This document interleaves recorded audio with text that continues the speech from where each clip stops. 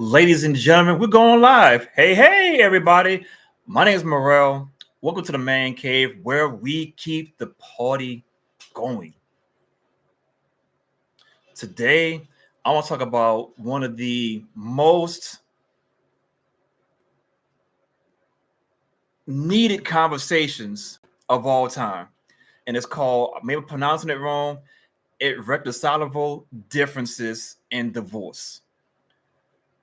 Too many divorces are put under this term, and what exactly does that mean? There are other terms that can be used in divorce but are never used. For example, adultery. I forget the exact term. We'll get to in a second with the video. I mean, with the clips. But beating your woman, financially abusing your woman. There are other terms that can be used in divorce, but for some reason, irreconcilable differences is the one that everybody goes to. And here it is. I have a plan to stop majority of divorces. Are you ready for it? Here we go. You choose a scenario. Man and woman are dating for, let's say, hypothetically 2 years, and she's passing all of his tests to be a wife. She's passing all of his tests to be a husband. Congratulations. He says, you know what? I'm going to go to the store, buy this ring for whatever amount of money. I'm not talking about the money part of it. And says, I want to marry her. His job is to get down on one knee and say, will you be my wife? And then she says yes. And it's like, okay, here we go. Now, here comes the plan of the wedding. Depending on how their finances are looking, big wedding, let's say 500 people, let's say 100 people, 50 people, 20 people, or justice of the peace. Is irrelevant, this next part of how much it costs. That's irrelevant. The point is, this is saying this scenario that there was 100 people at the wedding, 20 people at the wedding, 10 people, 5 people, whatever. This is used between 5, 20, 50, or 100, whatever the number is for the wedding of your wedding party. Just pick a number out top of your head, which one you want to use.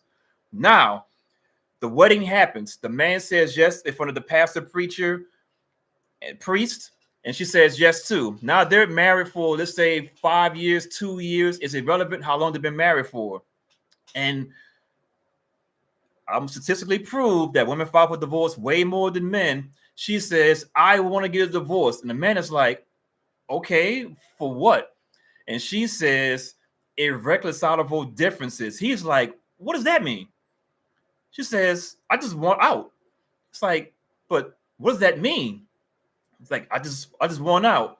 My solution to this problem is if you had 50, 100, 20, or even 10 people at the wedding, those same people need to go to the divorce and sit in the crowd. And I want this woman and man to sit down in front of a judge and lawyers and describe what happened in their marriage. I can almost guarantee you that a lot of marriages will never end in divorce if this were to ever happen. Let's think about it. When you're at the wedding, everything is positive. People in the crowd, they're crying, they're emotional. Oh my God, Rebecca, Janet, Susan, Kim is finally getting married. Thank goodness. And vice versa. Mark, Anthony, Randy, Joseph, whatever his name is, you're my man. You are off the market now. You're not for the streets anymore. Cool. They both get married. So there's either 50, 100, 20, or 10 people got to see this magical wedding. More than likely, they had a reception afterwards and they had a good time. Now, life really happens after the marriage. And it's to the point that she's like, you know what? For whatever reason, whether there be kids involved, but it's almost irrelevant. They're married. And statistically proven, which I'll say in a second, she says, I want a divorce for irreconcilable differences. And he's like, what? So now my plan is to bring those 100, 50, 20, 10 people to the divorce proceedings. I want to see her and him explain to the whole crew of people who's at the wedding why they're getting divorced. And I guarantee you, with the shame alone, knowing that all these people are at the divorce proceedings, the divorce will never go through. This is say, this is for the judge. And the judge is like, all right, Mr. Thompson and Mrs. Thompson, why are you guys getting divorced? And she's going to say, or he's going to say, irreconcilable differences. Now, everybody's in the back. You got this 150, 20, 10 people, how many people saw you get married or watching you get divorced, and they're eating popcorn in the back. They're like, oh, snap. What's she going to say? What's he going to say? And she says, you know what? I'm just not happy.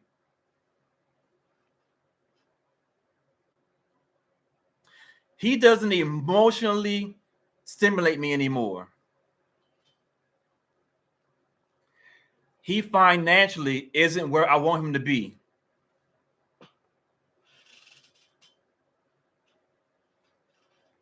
That's it, ladies and gentlemen. That's irreconcilable differences. He didn't beat on her. He didn't financially destroy her, whatever that may have been. I'm gonna even use another one. This is say hypothetically, he did cheat on her. Hypothetically, there's a term in the divorce procedure. I'm gonna show you in a later slide. It's actually called adultery. But guess what? The most commonly thing done in divorce is irreconcilable differences. It's not adultery. It's about, oh my God, girl, he must have cheated on you. That's why you divorced him. No. Mm-mm. She just wasn't happy.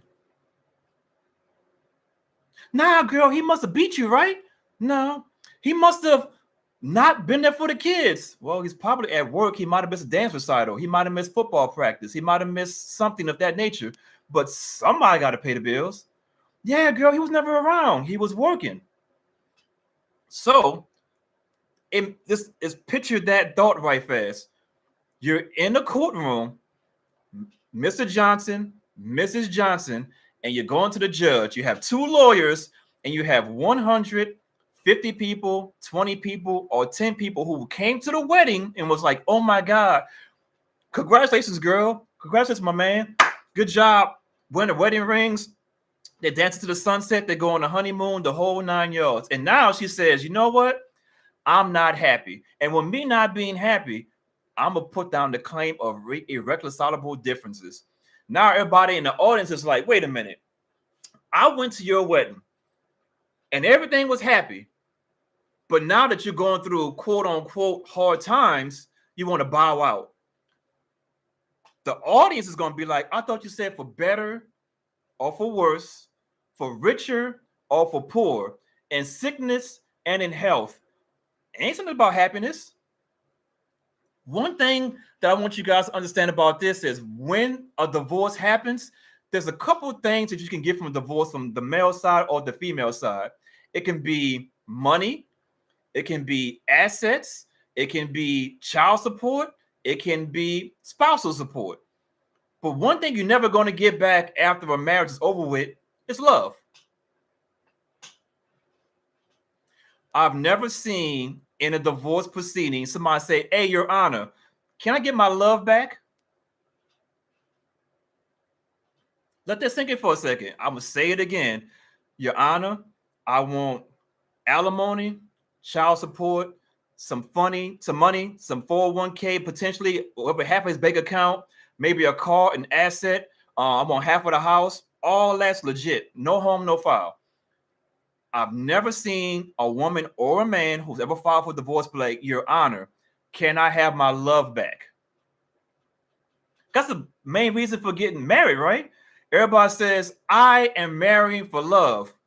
In my opinion, now that I'm older and actually understand a couple of things a little bit more, I say marry for duty.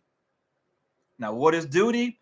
That's a discussion for a later on video, but that's my small monologue right fast. Let's go into some actual statistics from my favorite invention called Google.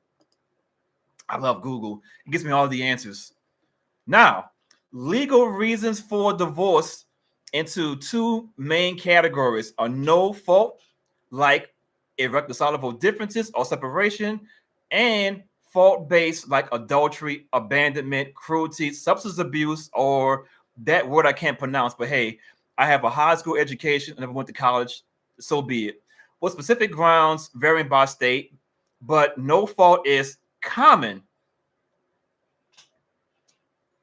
There's other categories you can file for divorce on, but for some reason, a no fault divorce is common. No fault divorce, most common is irreconcilable differences, irretrievable breakdown. The marriage has been broken down beyond repair. But didn't you say sickness or health, good, bad, all those other words? Separation, living apart for a specific time. I example 6 months or a year. Let's look at some of the other categories. And remember, this thing says legal reasons for divorce, not what your homegirls say, not what your other person say. This is legally what you can put on the divorce for while you're filing. For some reason, irreconcilable differences is the one that everybody goes to, but there's other reasons you can put down there. We got adultery. He's a cheater. Oh my God, girl, he must have cheated. Adultery isn't the most common thing that's filed for divorce. Girl, he left you. He ran up with some other girl. Abandonment, desertion isn't a common one that's used on the divorce filings. Cruelty, abuse. Girl, he must have been beating your ass. That's not a reason they be putting on these divorce papers. Substance abuse. Girl, he must have been a alcoholic and drug addiction and so forth, so on. That's not a reason they put on there. Bigamy, being married to more than one person. Okay, I forgot the word and I had to figure out in my head how you pronounce these words. Maybe I'm still pronouncing it wrong, but it looks like it says big of me or bigamy. I don't know. I can't pronounce it, but so be it. Fraud, misrepresentation to enter the marriage for immigration. Now that's not even a big one. Long story short, I'm just here to prove that irreconcilable differences makes no sense. It makes no sense. Let's go into some more reasons. Now, legal reasons for a divorce that's most common. The most common legal reasons for divorce center around irreconcilable difference, which I just explained. I just explained that. So I'm going to go backwards to go forward. Gotta love Google. I just wrote down simple thing, legal reasons for divorce. And it gave me no fault divorce and fault based, and we just went through what that is. Most common is no fault, not an actual even fault. So let's go forward. Now I want to see what is the most common reason for divorce. Irreconcilable differences. Truly amazing. Let me sit back and really think about it. Now, my next slide is the percentage of divorce initiated by. I didn't put nothing crazy. You can see what I put in here. Percentage of divorce initiated by. And congratulations, it's women. Women initiate the majority of divorces. The study shows what women initiate the majority of divorces. What studies consistently showing they file around 69 to 70% of the time in heterosexual marriages. Also, I'm gonna read the whole thing right fast. Marriages, a 10 linked to factors like unmet emotional needs. I don't remember that being the vows about emotional needs.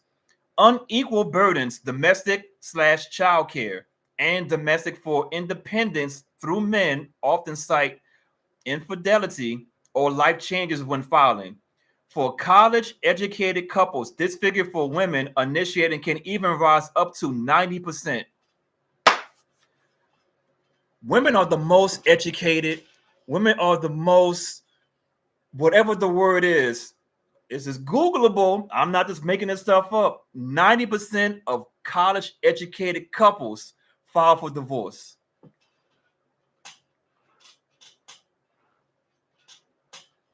So you're going to school as a woman who initiates 69 to 7% of all divorces to get an education to find out that the man that you're with is either equally yoked or not equally yoked, and you're going to get a divorce because you think you're better than him. I'm never going to use that word. I'm going to use what's in here in the Google. Unmet emotional needs.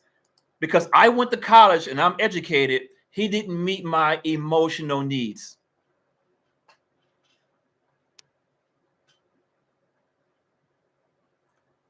It's right here. 90% of educated women can file up to 90%. This is a small number. So if the normal woman is between 69 and 70%, the college educated woman could be up to 90%. She just go in the middle.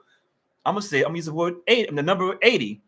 80% of women who are filing for divorce, and we wonder why the marriage rate is dropping. In most cases, the man is usually the provider. The more women date up financially, so more likely the man's probably the breadwinner. More than likely, if I line up 100 couples, I'm not saying all. I know a person. I ain't talking about that. If I line up 100 married couples, the majority of the married couples, the man makes more money than the woman. I'm talking about the in general statement, not those one-offs of I know a person. I don't give a damn what you know about. What is the in general statement? And just to make it real clear, let's talk about in general. And the world works in generalities. Let me explain to you. That's why we have right hand mouses. That's why we don't have braille on every building, because everybody isn't blind. The majority of people are right-handed. That's why we have right-hand mouses. For the gun, the majority right hand. Why? Because people are more right-handed. Generalities is how the world works. I think I got one more for you guys. Let's go with vows to the wedding. Let's go right here. I name, take you, name to be my wife or husband, to have, to hold from this day forward, for better, for worse, for richer, for poorer, in sickness and in health, to love, to cherish, till death do us part. If that's the words that a traditional religious common examples of a vow is, what do they say emotions in that? I'm gonna even give you ladies an out on this one. What does it say cheating on your spouse in that? What does it say that? It says for richer, for poorer. Matter of fact, let's go back. From this day forward, meaning the wedding day today, going forward, for better. We had a great wedding, everybody. We had 150, 20, 10 people here. For worse, man, about to go through a divorce. Have those same people in the background watch your divorce. For richer, oh my God, we're rich. We're poor. Hey, I lost my job. And sickness, and in health, man, I'm pretty good right now. To love and to cherish, to death do us part. Divorce, according to these vows that both people took, shouldn't even be an option. But it's an option. And the option out is irreconcilable differences.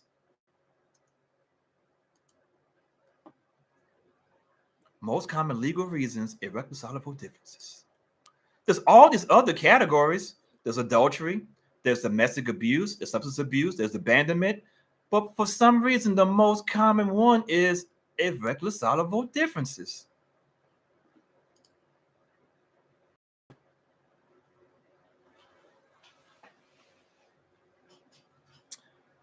I came up with a problem, which is irreconcilable differences as a wedding, as an excuse for a divorce. I don't want to just be out here to say this is a problem. I'm going to give you a solution. My solution is I want to see all those people who went to the wedding to be at the divorce and sit in the background, and want the woman who mostly initiates divorce, which is seen in the numbers, to explain to everybody who came to their wedding why they're getting divorced. Why they couldn't do the vows that they said in front of everybody, for richer, for poor, for better, for worse, all these words. But for some reason, my emotions got involved, and I'm a file for irreconcilable differences. Like, comment, subscribe, but mostly important, share this video to your kids, to the 20, 30, 40, 50-year-olds. I don't care who watches this video. My solution is everybody who came to the wedding goes to the divorce. I guarantee you, with shame is involved, divorce will go down tremendously. Thank you for your time, and as always, keep the party going.